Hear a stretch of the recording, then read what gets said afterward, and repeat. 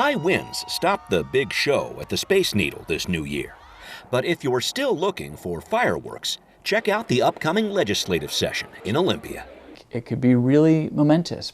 That's Austin Jenkins of Public Radio's Northwest News Network, who says 2020 in Olympia is focused on dealing with some late impacts from 2019. They're just pigs at the trough. Tim Iman's latest $30 car tab measure, I-976, passed in November with 53% of the vote.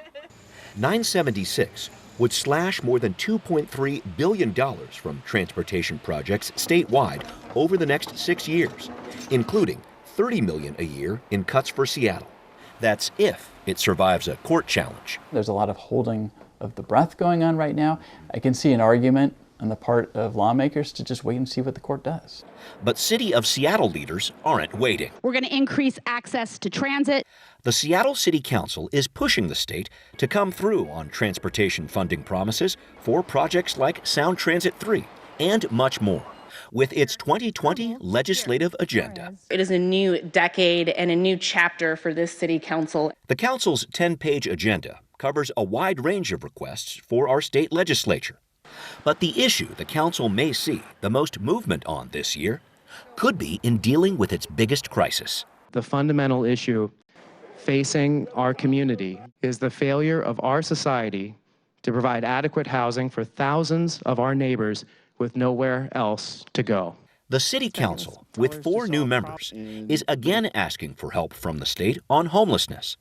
And in his supplemental budget plan, Governor Inslee has a response. I'm proposing a plan to reduce the number of people living outside by 50% in the next 2 years in the state of Washington. The governor is calling for more than $300 million over the next 3 years to go toward shelters and permanent supportive housing. As more wealth has poured into our city, many of our friends and neighbors have been pushed out. Inslee's plan seems very much in line with the council's priorities. But the way the governor wants to pay for this proposal has a new twist. What seems significant is that the governor is now proposing to dip into the state's rainy day fund. Approving that use of budget stabilization dollars would require a 60% vote from the legislature.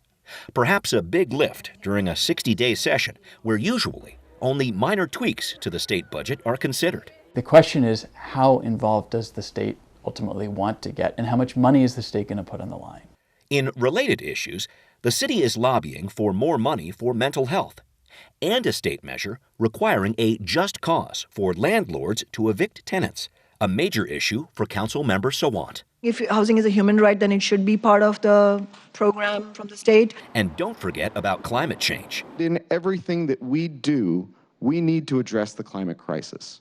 This session in Olympia, expect to see a new effort towards a clean fuel standard from former presidential candidate Inslee. Defeating climate change.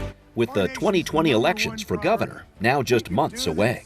This is something he's been talking about since he was first inaugurated, but now as he heads into a campaign for a third term, he's going to be looking for another win on his signature issue, to be sure. Seattle's looking for plenty of wins when it comes to its legislative agenda. And with a new House Speaker for the first time in 20 years in Lori Jenkins, and with Democrats controlling the House, Senate, and governor's seat, with the 2020 elections approaching, Olympia insiders say, expect to see some action. We are a fast-growing state, and the pressure on lawmakers to be responsive and to not just wait for the long budget writing session, I think, is increasing by the year.